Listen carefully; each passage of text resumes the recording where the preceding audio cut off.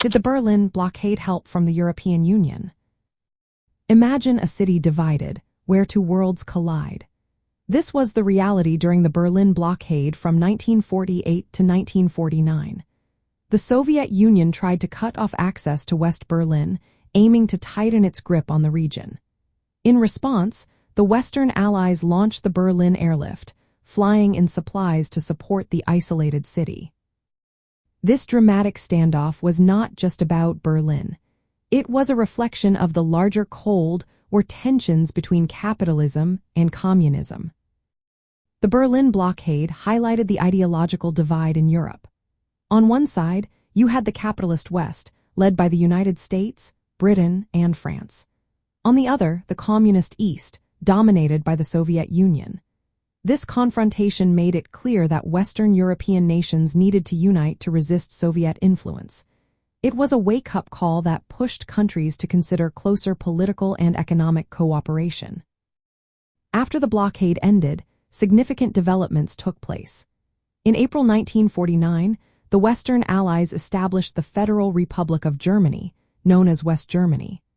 Around the same time, the North Atlantic Treaty Organization was formed as a military alliance against potential Soviet aggression.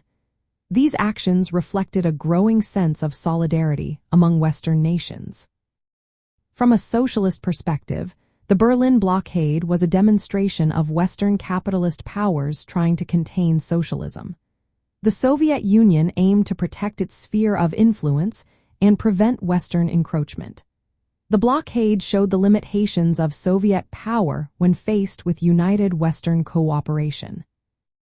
While the Berlin Blockade did not directly lead to the formation of the European Union, it played a significant role in shaping the context for European integration. The tensions of the Cold War created a sense of urgency for Western European nations to unite. They recognized that cooperation was essential for economic recovery and political stability against the Soviet bloc. The European Union's roots can be traced back to earlier efforts to integrate Western European economies. The European Coal and Steel Community, established in 1951, aimed to prevent future conflicts by fostering cooperation. The Cold War environment, amplified by events like the Berlin Blockade, made these integration efforts even more critical.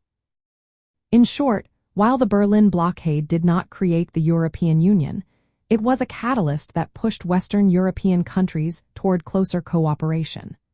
The blockade underscored the need for unity in the face of Soviet influence, ultimately leading to the institutionalization of that unity in the European Union. The lessons learned from this historical moment continue to shape European politics today.